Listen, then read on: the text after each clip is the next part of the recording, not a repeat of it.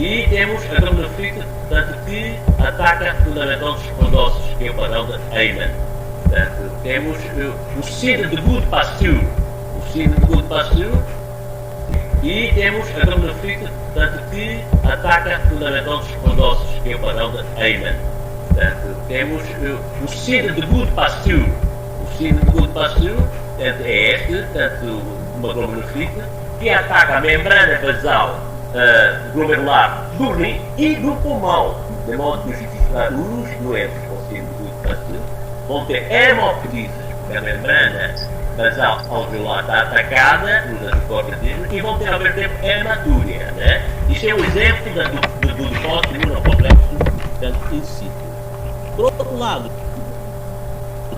temos o que eu chamo os anticorpos exógenos. Os medicamentos, a malária, tanto temos a hepatite, o HIV-Sida, etc., são capazes de provocar tanto a glomerulonefrite, né? Neste caso, os antígenos são depositados secundariamente, ou seja, são fabricados lá fora e vão, tanto ter, ao ser filtrados, tanto lesam a membrana basal. Enquanto que aqui, os antígenos são fixos, estão na própria membrana basal. E, portanto, os anticorpos vão ter exatamente nos elementos que estão fixos, intrínsecos da membrana basal. Está bem? Depois temos os depósitos circulantes, exógenos, endógenos, ou ativação de complemento. Né? Repare que, na prática, e resumindo, o rim pode ser vítima de qualquer processo imunológico, tóxico-medicamentoso, de ativação tanto do complemento via clássica e até mesmo quando o indivíduo está sujeito, por exemplo, a uma quimioterapia onde há quebra de muito ADN e algumas células, tanto, ou tratamento contra tanto de hiper ou hipotiroidismo, nós temos portanto, a possibilidade de ter uma sucessão. Não é por acaso que muitos médicos, quando dão alguma medicação, querem saber qual é a função renal e como está também portanto, as transaminase, a função hepática. Ok? Então, para resumir, na realidade, nós temos aqui uma lista das glomerulonefrites primárias. Não vamos dar com muito detalhe, apenas aspectos importantes que o tempo não permite. Eu vou tentar resumir aqui.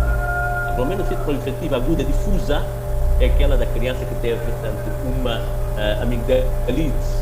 E já disse, são os anticorpos que vão, portanto, lamber o coração, digamos assim, lamber as articulações e morder o coração. A criança pode ter uma pancardite e pode ter, portanto, uma artrite difusa. E existem os clinicamente chamados critérios de Jones, para tu dizeres que a pessoa tem febre reumática ou não. Mas aqui não interessa, eu só vou dizer que a glomerulonefrite aguda é aquela que aparece histologicamente, toda ela muito povoada de todas as componentes, ok? A rapidamente progressiva, o nome já diz, leva rapidamente à insuficiência renal. A membranosa, portanto, é uma que normalmente tem interposição dos depósitos, tanto de anticorpos, entre o endotélio e entre, digamos assim, entre o endotélio e entre os processos podais. Nefrose linfoideia é muito interessante, é também chamado minimal change. Na microscopia óptica não se vê nenhuma alteração. A criança tem um síndrome nefrótico, está inchado, os pés estão inchados, a cara redonda, tem o sinal de Godin no membro inferior, etc. Mas o que nós temos, portanto, é uma insuficiência renal aguda ténue, que por si só vai desaparecendo, e ele responde muito bem, portanto, à imunoterapia, à prednisolona e, portanto, digamos, a medicamentos que contrariam o processo imunológico, nesse caso. Às vezes, sem tratamento, ele passa só. A focal segmentária é típica da diabetes. É também chamado de alguns, se for associado a diabetes, é chamado de glomerulonefrite de Kimstel-Wilson. A membrana proliferativa é extremamente perigosa, também chamada de glomerulonefrite meia-lua. Portanto, vão encontrar no espaço urinário proliferação das células parietais que adquirem a forma de meia-lua. Depois temos as outras e, para combinar todas elas, podem dar a glomerulite crónica. A glomerulite aguda pode progredir para a insuficiência renal crónica, mas não necessariamente. Por exemplo, a nefrose linfoidea é muito benigna, esta também poderá passar, mas a rapidamente progressiva, a esclerose e a membrana proliferativa são realmente, portanto, mais perigosas. Atenção, é preciso distinguir glomerulonefrite e glomerulopatia. Na realidade, quando nós pomos o sufixo "ite", significa inflamação, quer dizer que temos neutrófilos, monócitos, plasmócitos, etc. Quando a ação inflamatória é mínima ou ausente, como por exemplo na glomerulosclerose focal segmental, e nós chamamos de glomerulopatia normalmente, mas pronto, são pequenas palmas.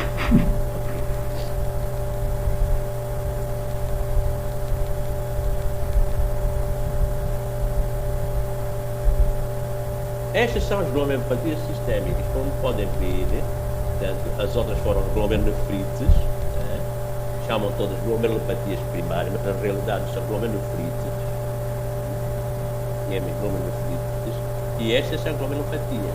Portanto, o rim é afetado depois de uma doença secundária. A patologia secundária é uma doença primária, neste caso. A diabetes, amiloidose, malária, endocardite, lúpus. Portanto, mais tarde, pela produção dos anticorpos antidiários, são realmente afetados. Então, agora, vamos dar rapidamente as principais patologias.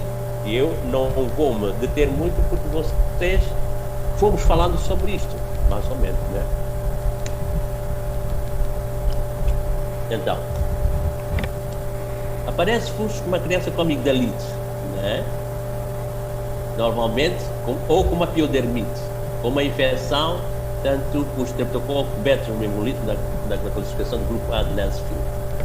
Esta criança tem ácido elevado e pode ter sido nefrítico agudo, que significa hematúria, cilindros hemáticos, quer dizer, tem nos túbulos, se fizer uma biópsia, tem tanto a presença de eritrócitos juntos que fazem tanto uma espécie de trombos pequenos, né?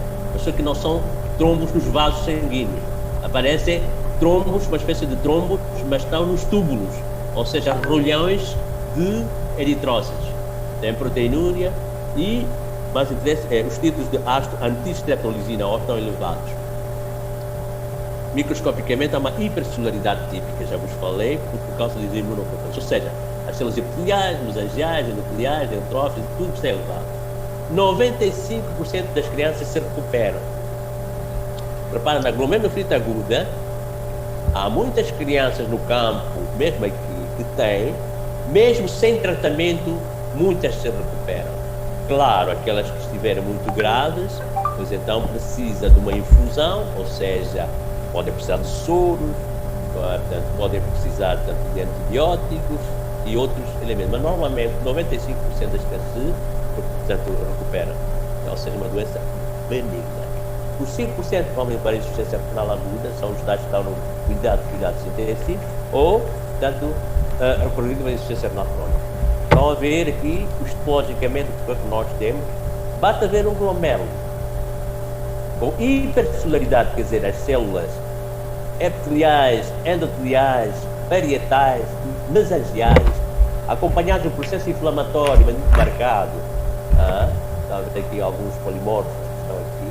Portanto, aqui temos sangue e aqui, portanto, uma amálgama de, portanto, enfim, inclusive aparecem alguns eosinófilos, etc. Isto é o quadro típico da chamada glomerulonefrite hipercelular ou glomerulonefrite aguda pós-streptococcal. Quem tiver isto na memória e, acima de tudo, correlacionando com a clínica, a histopatologia é assim, nunca se atirem de cabeça, porque quem é uma criança, ele urina sangue, ele teve amigdalite, mas olha, mas ele teve uma sarna, teve uma pulmonite. Então, isto tudo, depois quando vão ao microscópio e fez biópsia, vão ver um glomérulo hipercelular. Claro, vocês não são médicos. Sim. Está assim? Claro, vocês não são nefropatologistas, mas podem muito bem imaginar o que é que está a passar. Então, reparem, novamente temos aqui, né, um glomérulo que está hipercelular, o mesanjo está aumentado, está tão hipercelular, tanto, reparem que aqui nós temos tanto um aspecto, enfim, com muitas células por aqui, né? Estas são as células tubulares. Repare, esta célula tubular aqui já tem uma necrose, tem lesão tubular aguda, por quê? Tem uma necrose de coagulação aqui, apenas esta, e esta célula, esta já está a descamar. Portanto, quando o túbulo tem uma necrose de coagulação das suas células e descamação, nós dizemos que tem uma lesão tubular aguda, ou necrose tubular aguda, se é mais grave. Então, lesão mínima é aquela que tem boa resposta aos corticoides. Em crianças, 95% é benigno, 95% dos casos são benignos. E muitas vezes é por causa dela aparece associada a gripes, infecções respiratórias, vacinas, né? Mas também pode ser por causa do linfoma de Hodgkin. Qual é o problema aqui? É a alteração de linfócitos T, linfócitos T citotóxicos. E há uma substância chamada nefrina e podocina. Essas substâncias são capazes de dar alterações. No entanto, na microscopia óptica, e o que é mais importante, não há alterações nos glomérulos. E na microscopia eletrónica, aqueles dedos, aqueles podócitos ou processos podais, né, que vocês se lembram das células epiteliais, ficam juntas. Portanto, há fusão dos pedicélios. Mas na microscopia óptica não vejo nada. Resumindo, então, crianças, boa resposta cortical, não há alterações nos glomérulos, até alguns elementos da sua gênese, e respondem muito bem aos corticoides. Esta é uma imagem muito bonita e mostra exatamente o vaso sanguíneo, com, portanto, os poros fenestrados, e temos aqui os processos podais. Repara, aqui devia haver os pezinhos, né? Ora, houve o quê? Apagamento dos processos podais, mas de resto está tudo normal. Mesanjo, as células, os podócitos, desapareceram os processos podais. Isto é típico da minimal change, nome de posição mínima. Estão a ver? Aqui nós temos um momento que quem vê isto parece ser normal, né? Portanto, é um microscópio óptico, só vês isso. É um microscópio eletrónico, já vês que os processos podais desapareceram. Alô, estão aí vocês? Sim, estamos. Estamos sim. Portanto, vejo que temos 101 participantes. É verdade isso ou eu é que estou a sonhar? Verdade. É verdade, doutor. Não posso crer. Bom, fico satisfeito. Mas estão a entender alguma coisa ou estou a correr por demais? Acho que não está a correr, doutor. Só precisamos, talvez, ser um bocadinho mais resumidos. Não sei. Doutor, tem quantos slides ainda? Tenho 1 milhão de slides. Mas está tudo bem, doutor. Pode continuar. Sim, com este andar não dou mais nada, só os glomerulonefritos, depois vocês vão estudar, não é? Bom, está bem. Eu percebi que estou-me a repetir por demais, não é? Há coisas simples, não é isso? Um pouco. Eu aceito. Reparem, vocês têm que me orientar no sentido de que eu seja mais objetivo, portanto não me repita demais, ou então que estou a falar lento demais. Vocês têm que me orientar, não é? Então digam lá para podermos, porque ainda temos, digamos, cerca de 40 minutos, né? Então digam lá.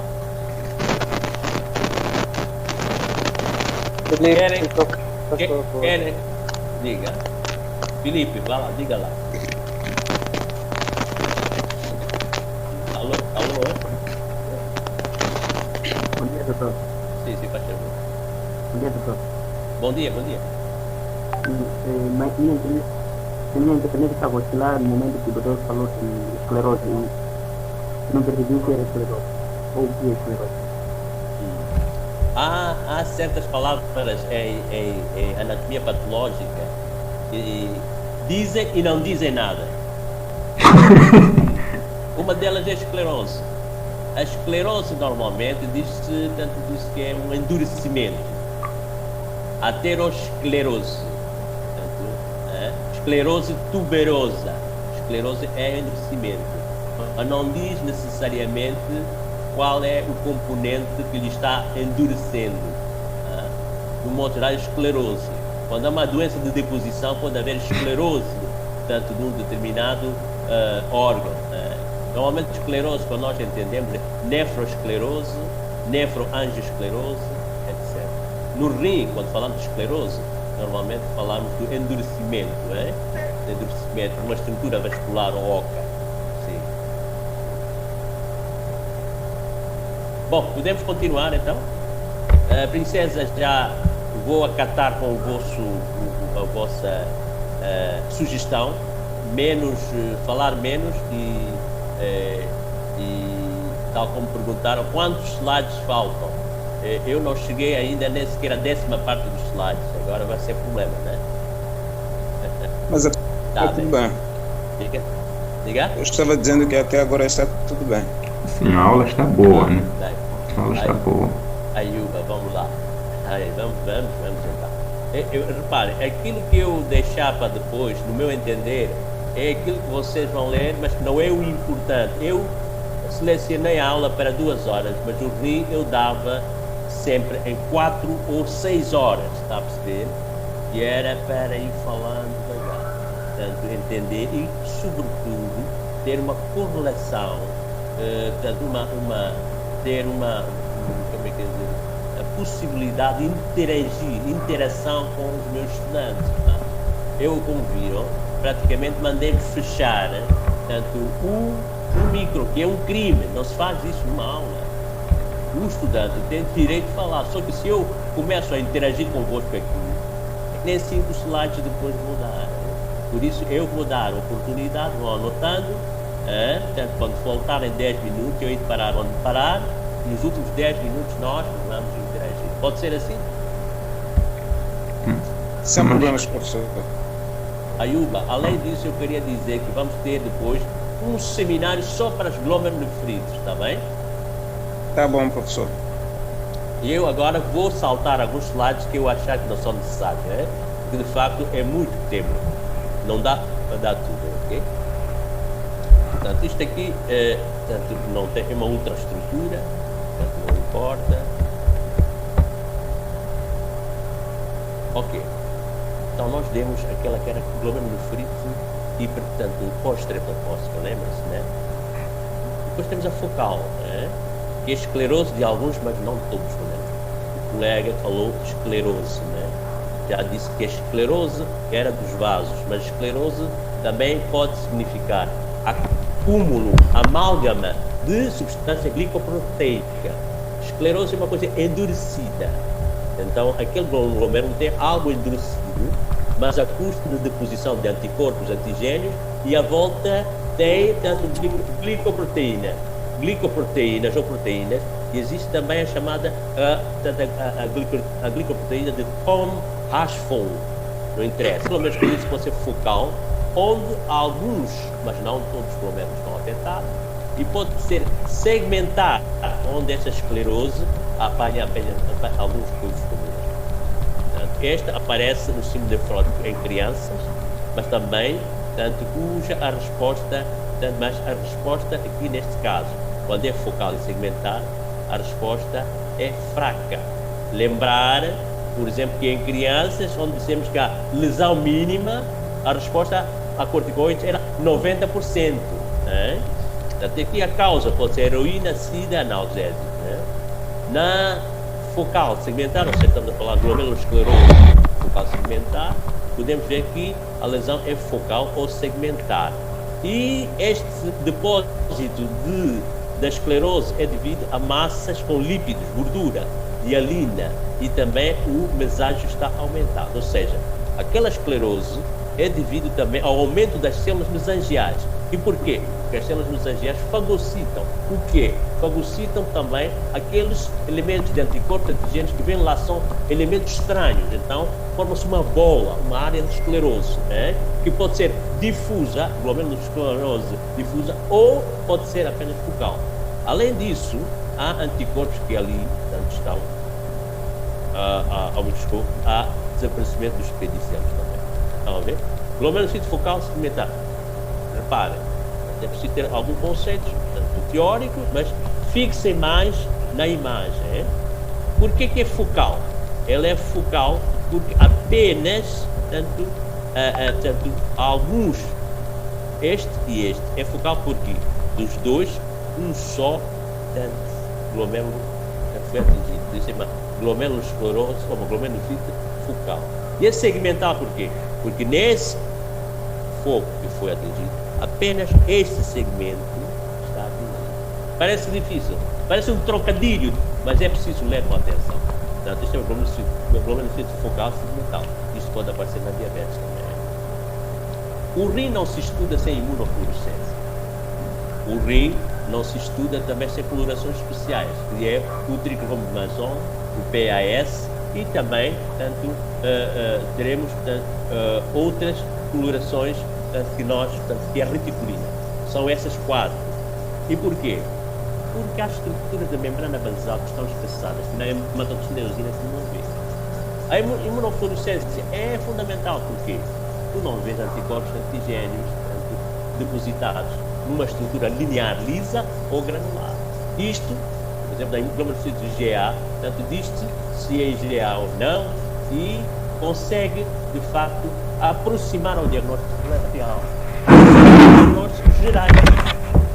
Portanto, é preciso, no RI, ter explorações histotécnicas gerais, a coloração especial da imunofluorescência e, acima de tudo, sintomas clínicos e correlação com, portanto, a sintomatologia e, portanto, as queixas do doente. Está a perceber?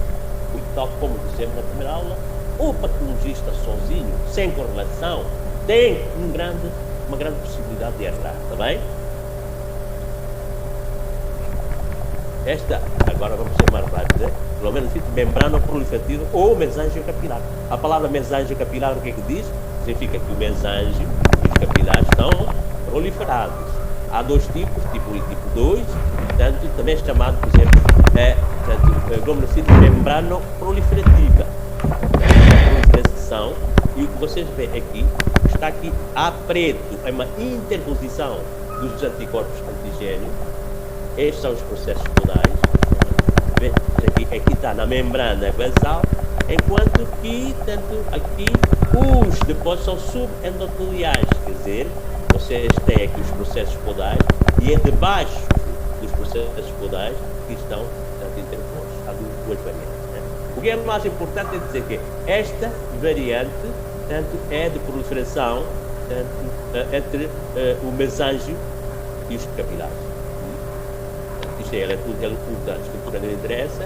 Esta mesângio capilar, algumas ideias, tem, numa coloração muito típica, o aspecto de trem, carris de trem, de comboio, que vai, portanto, a Manhissa, também vai ali, portanto, os carris de trem.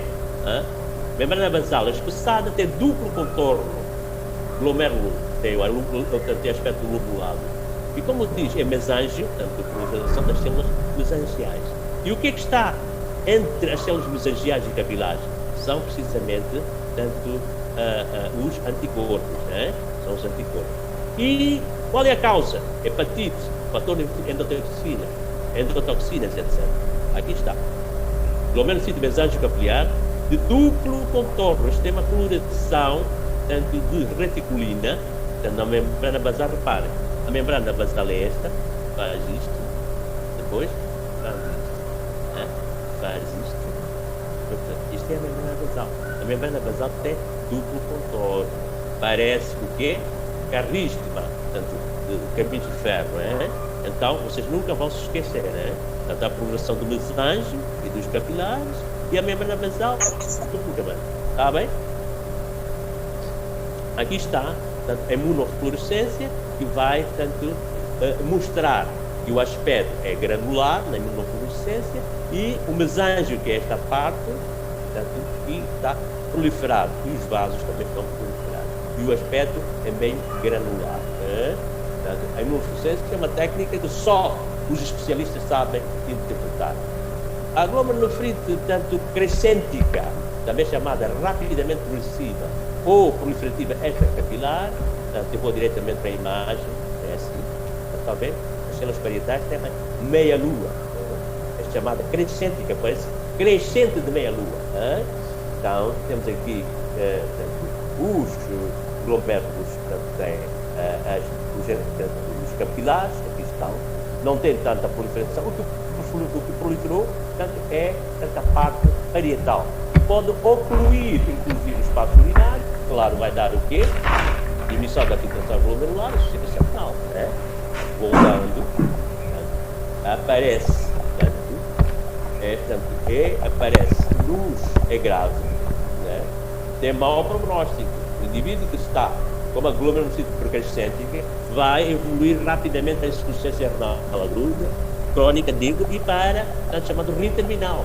A filtração glomerular deste indivíduo, com esta crescêntica ou, portanto, a meia-lua, vai ser de pouco tempo. Este indivíduo vai precisar de uma hemodiálise. E qual é a causa, muitas vezes? A causa disto, portanto, é devidamente a deposição de imunocomplexos, portanto, e também anticorpos contra os estreptococos, e existe o acúmulo de anticorpos anticitoplasma de neutrófilos, portanto, e pode ser também causado pela diabetes, pela vasculite, etc. A imagem bonita. Repare, novamente, nós temos aqui, portanto, as células parietais todas, são da cápsula de Bowman.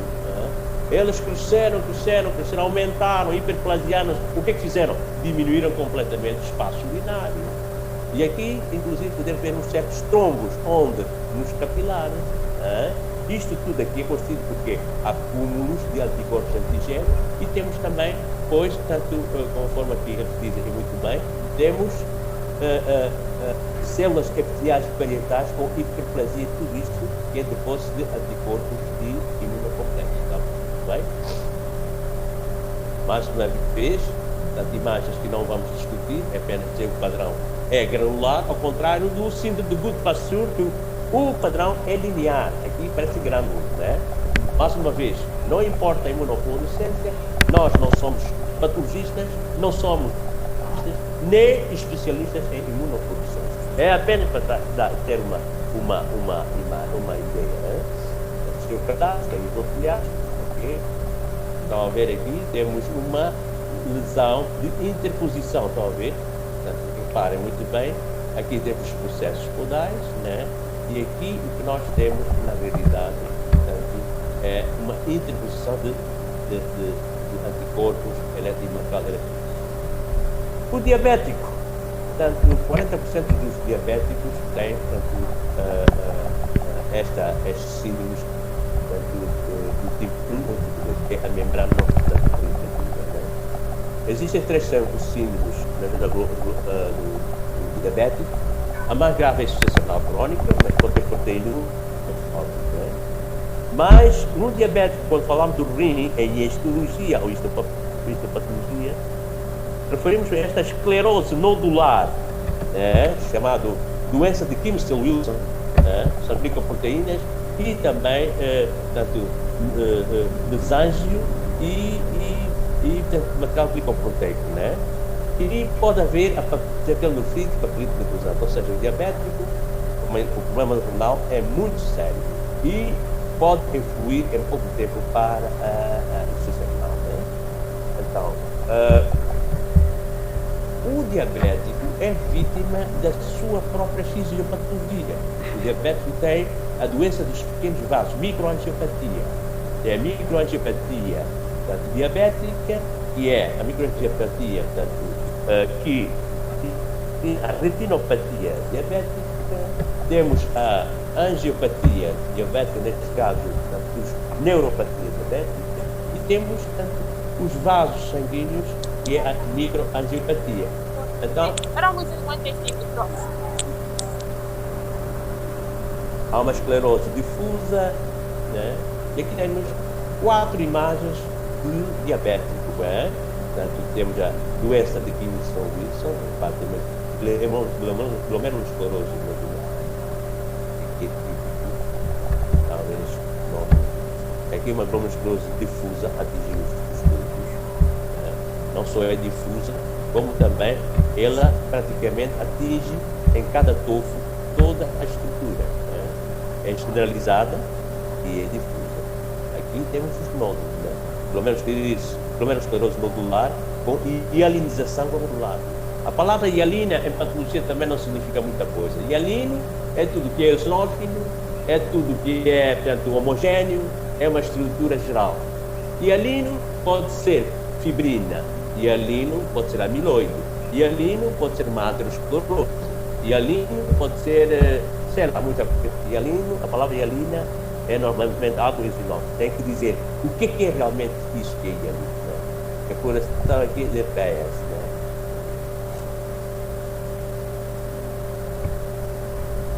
A doença, portanto, de Wilson ou a glomerulosclerose é patognomônica da nefropatia.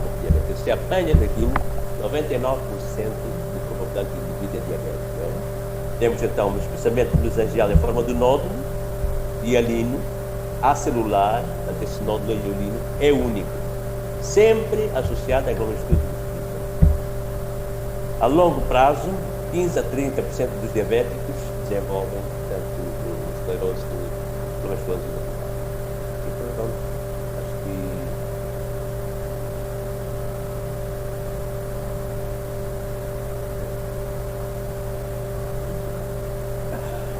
no fim, ao fim e ao cabo, nós temos a glomerulocitose crónica, que é aquela situação em que o rim está todo contraído, todo cicatrizado, enfim, um rim, portanto, que é o culminar, o desenvolvimento destas anteriores, né? Quando o indivíduo chega com uma glomerulocitose crónica, claro, dentro de uma insuficiência renal crónica, entre a falência do rim, os níveis de filtração glomerular começam a descer de 120 por minuto até, aliás, 120 até 80, portanto, por cento, até, portanto, 60, que é o limiar, quando o indivíduo já está aí, dizemos que é doença, portanto, renal, o indivíduo vai declinando, sobretudo se tem outras comorbilidades. Alguns aguentam-se, vêm a morrer de outras causas, menos da insuficiência renal. Mas agora, por exemplo, com o Covid, indivíduos que tenham diabetes e muitas vezes têm insuficiência renal e que muitas vezes, ao mesmo tempo, enfim, estão expostos, seja no Marcibombo, na unidade sanitária, porque são indivíduos em alto risco, isso sobretudo se tem 60 ou 70 anos de idade. Né?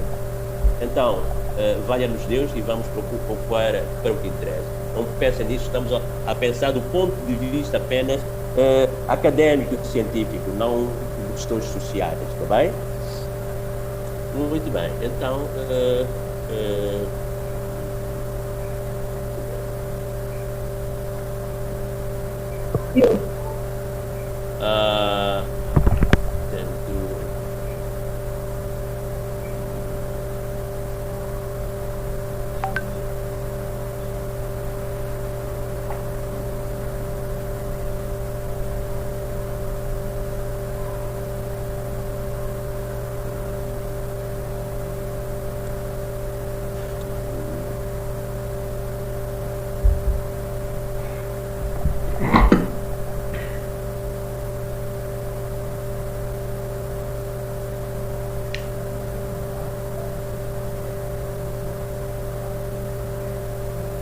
demos só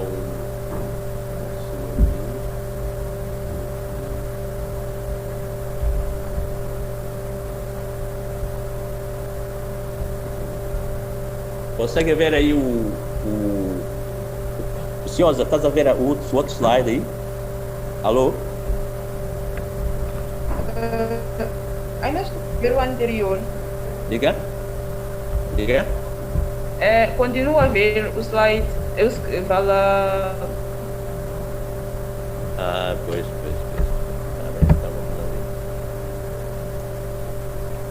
vamos Posture. Chronic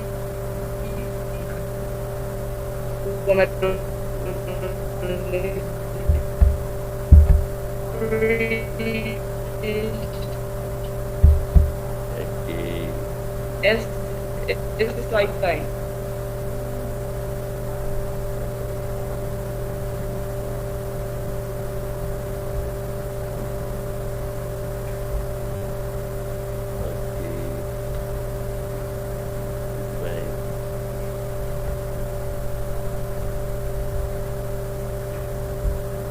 Ainda estão no anterior, né?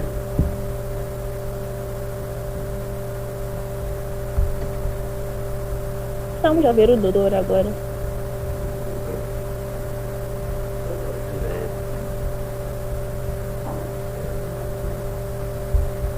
bem, então vamos ver.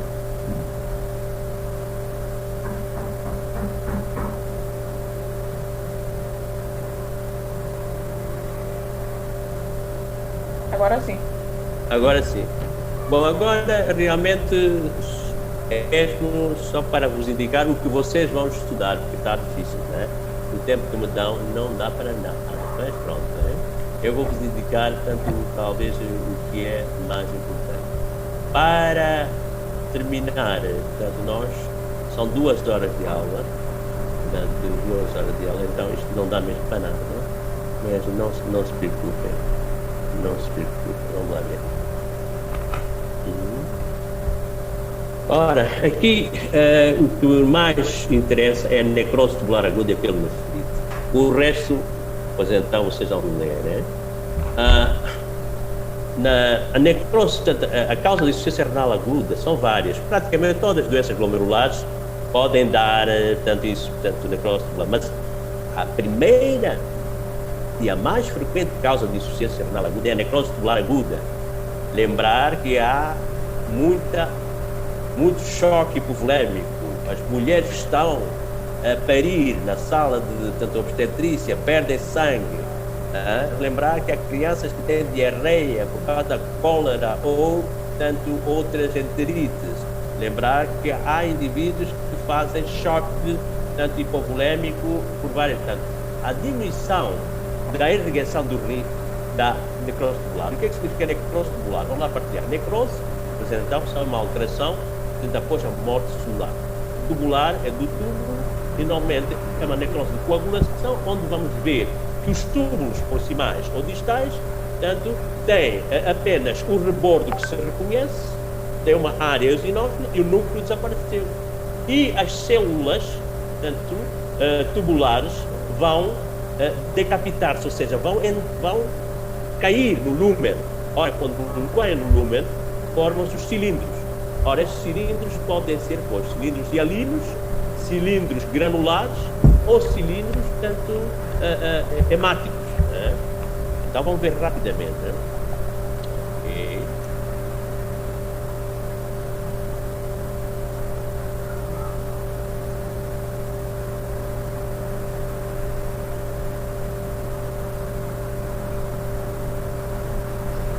Pronto. A necrose tubular aguda pode ser, portanto, nefrotóxica, quando tu consegue ser envenenado por arsênico. Portanto, há uma pessoa que não gosta, né? Pôs lá alguma coisa na comida dele e ele vai ter uma necrose tubular aguda nefrotóxica. Ou então, uma criança que que tem otite, mas não está a ter em conta que os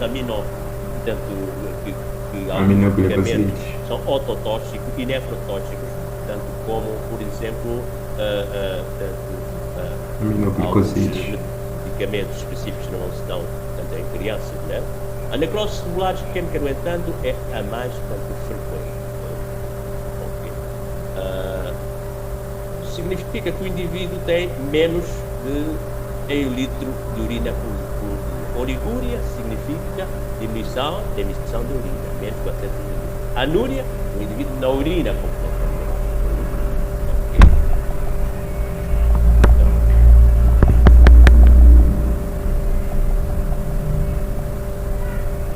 A necrose tubular isquémica é devido à hipoperfusão e a nefrotóxica é devido a medicamentos toxinas. A hipoperfusão, choque, coagulação intravascular disseminada, elementos esgotam-se A mulher tem, por exemplo, um sangramento após uma decapitação ou após uma rasgadura, ou ruptura uterina, etc. Os elementos de coagulação são gastos completamente e continuam a sangrar, Claro que o rim não recebe sangue e oxigênio suficiente à necrose tubular isquémica. Enquanto que se dá a gentamicina a uma criança, pode ficar com uma nefrotoxicidade. Né? O arsénio, vocês já ouviram conspirações internacionais onde o indivíduo foi, por exemplo, envenenado por arsénio. Uma das alterações é precisamente uma nefrite, etc. Os inseticidas, DDT, etc. Lesão mais frequente, mas a sorte é que muitas vezes é reversível, sobretudo se essa lesão foi provocada por uma hipovolémia de qualquer natureza. Então, qual é a patogenia? Há uma lesão celular, portanto, o túbulo, porquê? É uma isquemia ou tóxico. Vem uma vasoconstrição, portanto, há renina e perda do óxido nítrico. Reparem, o óxido nítrico é responsável pela vasodilatação. Se perdes o óxido nítrico, quer dizer, está havendo vasoconstrição. Numa situação em que o sangue também já tem pouca platô popular, tem hipovolemia, portanto, isso provoca uma necrose tubular aguda e então formam cilindros hialinos e granulados nos túbulos. E a necrose significa morte celular, portanto, específica naquelas células dos túbulos que dá uma insuficiência renal aguda. Aqueles túbulos,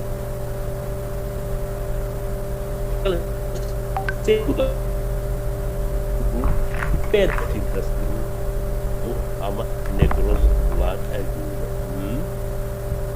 A seguir, portanto, nós podemos ver que, portanto, há, às vezes, a oclusão dos túbulos por cilindros eosinófilos, são a chamada proteína de Tamm-Ostfeld, resultante dessa necrose. Haverá edema, com interstício algum infiltrado leucocitário, mas não como da bipielonefrite. Resultado ótimo e esperado é que há regeneração das células tubulares. Uma necrose, né? Sai aquelas células tubulares, a membrana basal está ali, as células, tirado a causa, as células com necrose de coagulação, células tubulares, voltam a aparecer. Né? Portanto, é uma lesão reversível, nem todas, claro. Né?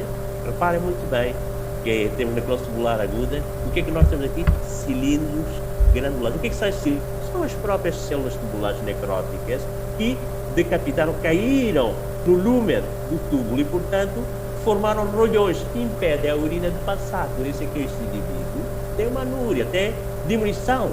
Logo que isto for limpo, com uma boa hidratação, com o tratamento da causa desta necrose tubular aguda, então, repara que estes túbulos vão sair tudo. Como? Através da urina, evidentemente. Outra alteração muito importante, nós estamos a falar de doenças tubulares. Lembra-se quando eu comecei? Portanto, doenças glomerulares, doenças tubulares, doenças do estrômago e doenças dos vasos. 4 compartimentos, a melhor maneira para estudar o rim. Estamos nas doenças tubulares. Repare, eles dizem ausência de inflamação. Se fosse pielonefrite, todas estas outras tinham abscessos. Né? Aqui temos, portanto, já a doença tubular, como podem ver, cilindros hialinos. Estão a ver? Aqui temos realmente, já não são granulares. Temos o quê? Alguns plasmócitos, algumas células. Está bem? Pielonefrite. Agora vamos para pielonefrite. A pielonefrite é uma doença que afeta já os túbulos, o estrômago intestício, a pele. Origem bacteriana, é uma infecção alta, mas estas normalmente é por via ascendente. Ou seja, a pessoa tem uma cistite ou infecção da uretra peniana ou uretra, portanto, da vagina, e então há uma infecção na porta de entrada. As bactérias normalmente são Escherichia coli, Proteus, Klebsiella, Enterococo e toda a flora, tanto da parte. E repare, a mulher, neste caso, tem 4 pelo menos fatores que predispõem. Por quê? A mulher tem a uretra curta, a uretra com um orifício, volume maior. Portanto, a mulher, ao mesmo tempo, tem a progesterona, especialmente nos ciclos e quando está grávida. Esse seria, portanto, o terceiro fator. Portanto, e o quarto fator é dada a proximidade da região anal. Né? E basta. Ok? A pielonefrite normalmente é por infecção bacteriana. Reparem, como eu disse antes, as glomerulonefrites são de origem imunológica. As pielonefrites, portanto, estamos a falar já do intestino, são de origem bacteriana. A pielonefrite crónica é quando é o fluxo vesico-uretral, obstrução. As crianças que têm anomalias congênitas, algumas têm algumas membranas que impedem que a urina passe.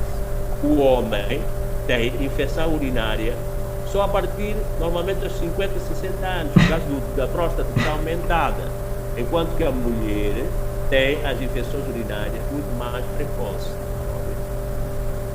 Então,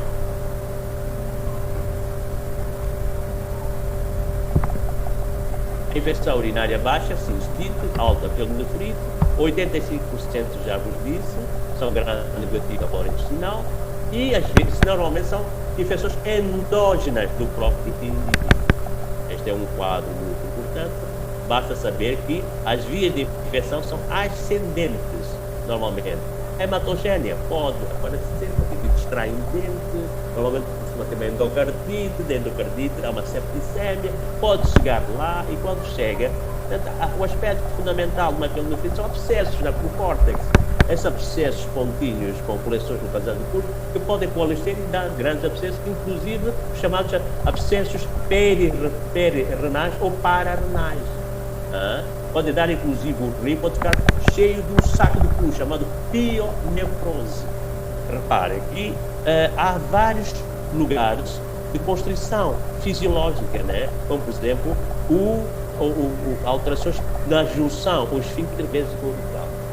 Uma gravidez pode fazer o quê? Comprimir esta ureter e o que é que acontece?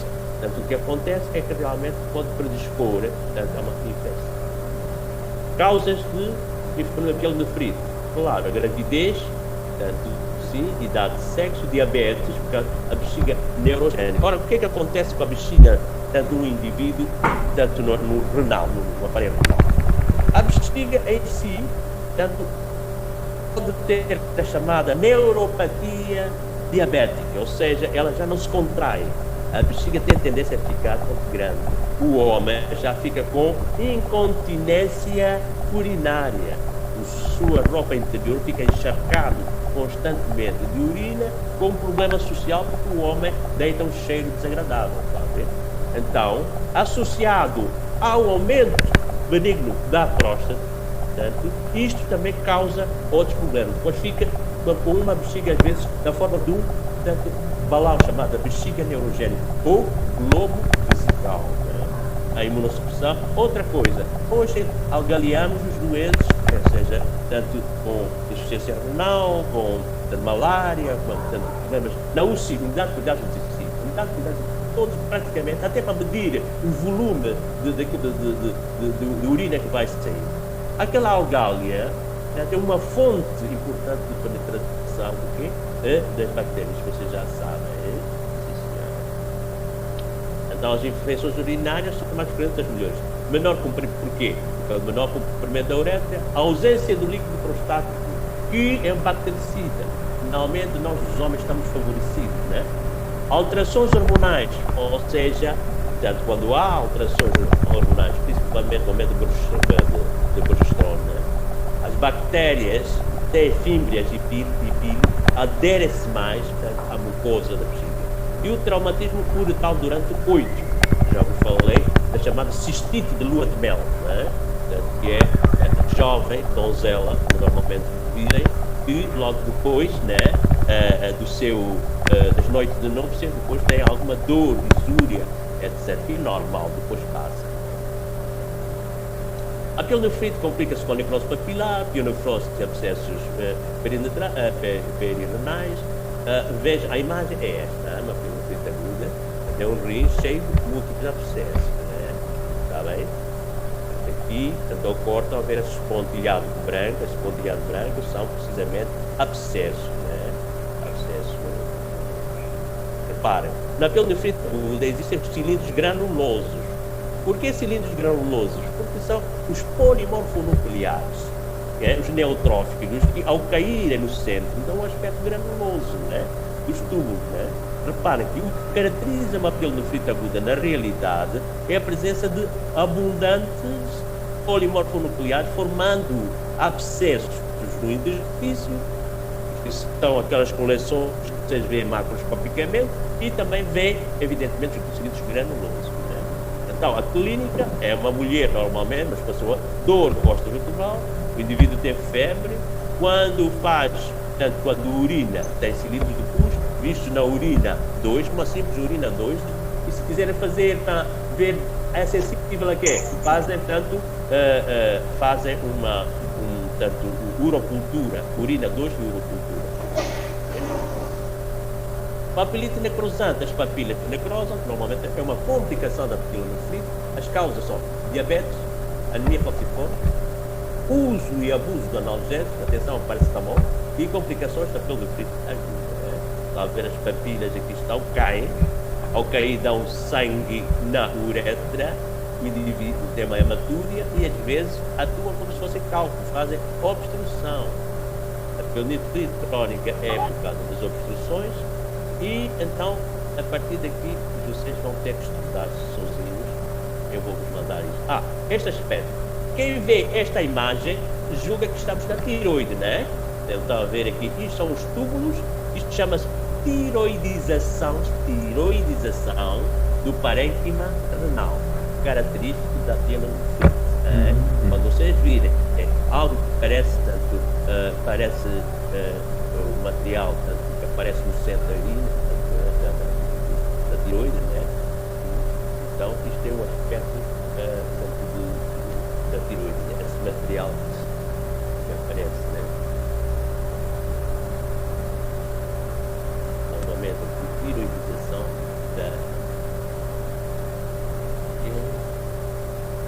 a nefrosclerose benigna é benigna conforme diz. Eu vou mostrar só a imagem, está a ver? Quando apanharem um rim que tem um aspecto granulado, que parece cabedal, que não tem cicatrizes, ele tem um picotado apenas, parece que tem artrite. Isto é uma nefrosclerose benigna, quer dizer, por causa da tensão arterial. O que é que isso significa? Normalmente os dois são simétricos, ao contrário da pielonefrite, que são assimétricos. Os vasos, camada média, aumentada. A maligna é aquela que tem tanto, está a ver? Alô? Quando virem, por exemplo, um rim que tenha casca de cebola nas arteriolas, significa que é uma arteriosclerose hiperplásica e é maligna, da glomerulonefrite necrotizante, ok. Aqui, isto é um infarto renal.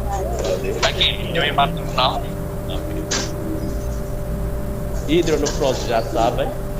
Que é? Cálice, portanto.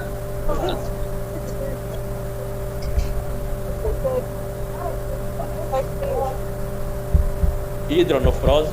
Bom, vamos terminar aqui, Faltaram-se os tumores malignos, mas não vamos dar, vocês vão estudar. O tumor maligno mais frequente do rim é o carcinoma de células claras, chamado hipernefroma ou tumor de Gravids. Ele cresce ao longo da via renal e chega pode chegar com propagação até a artéria, até ao ventrículo direito, E ficam as anomalias congênitas, que não é muito importante não ler. Então,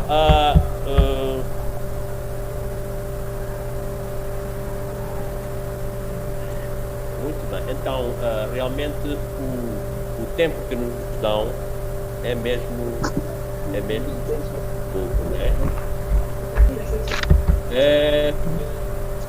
Pois então, já terminamos as 2 horas. Demos tudo muito a correr. Eu não gosto disto, mas infelizmente não tenho outra maneira.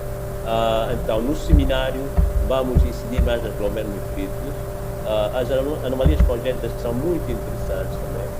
Não sei, quistes de várias naturezas. Consegue ouvir? Sim. Sim. Então, da audiência de 120 já tem 77 pessoas, estudantes com razões bem justificadas, com o qual não fico chateado nem nada, né? Pelo contrário, e pronto. Princesa, estudante Princesa, estás aí? Sim, professor. Então, nós, portanto, vamos terminar por aqui hoje, né?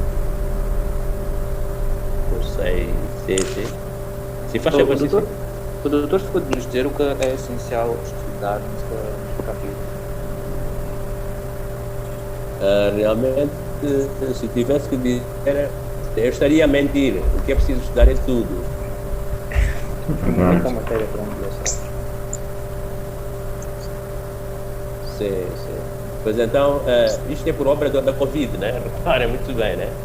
Ora, se me dessem mais dois dias, pelo menos mais 2 horas, eu iria com mais calma. Eu gosto de aprender convosco, gosto de ensinar e gosto de explorar os slides e, como vêem, portanto, gosto de ter às vezes conversa que não vem a propósito, aparentemente, mas é para as pessoas fixarem. A gente fixa muitas vezes uma história pequena, uma comparação, etc. E realmente não dá. O tempo é curto, está a perceber? Se tivesse que selecionar a matéria, eu iria pelos grandes síndromes, né? Primeiro, portanto, os síndromes clínicos que nós temos, né? Manifestações clínicas, vamos pelo sumário. O sumário, portanto, na aula 1, patologia 1, portanto, eu iria dar maior importância, evidentemente, às manifestações clínicas, portanto, da patologia renal, ou seja, vocês devem saber, portanto, o que é o síndrome nefrótico, nefrítico, etc. As definições do que é uma insuficiência renal crónica, está tudo lá, vocês vão ter isto. Isso é importante. São perguntas que não faltam nunca, né? Por exemplo, em crianças, o síndrome nefrótico, qual é a causa mais frequente do síndrome nefrótico em crianças e em adultos? Claro, as perguntas não vão ser de chapa tal e qual como estão aqui. Vocês têm que estudar, senão diríamos assim, basta ter esse apontamento e eu fazer o teste. Não. Isto é de base, né? Ora, quem não conhece isso vai ser meio difícil. Tem que conhecer a histopatologia das principais glomerulonefrites. Saber quais são. E não são muitas, mais importantes, né? É saber, portanto, a pós-streptocócica, que é clássica, da minimal chain, também é muito clássica. Saber da rapidamente progressiva, saber da parietal ou crescêntica, saber caracterizar, porque vocês estão a dar patologia, não estão a dar epidemiologia, nem estão a dar altas coisas clínicas. Em patologia, vocês devem saber realmente quais são os anticorpos que estão envolvidos, se for uma membrana proliferativa, em que parte da estrutura glomerular são depositados os anticorpos, antigênicos, coisas do género, né? Depois, portanto, ainda a glomerulopatia relacionada a diabetes é fundamental. Há muito diabetes, vocês, reparem que vocês, quando passarem para o 3º ano, 90% dessas coisas vocês vão esquecer. Vocês não estão a ser treinados para ser patologistas. Mas, se vocês não tiverem as noções básicas de fisiopatologia, de histopatologia, não podem correlacionar muito bem e entender, portanto, o que é que vocês estão a ver a partir de quando o doente vos aparece. Vocês têm que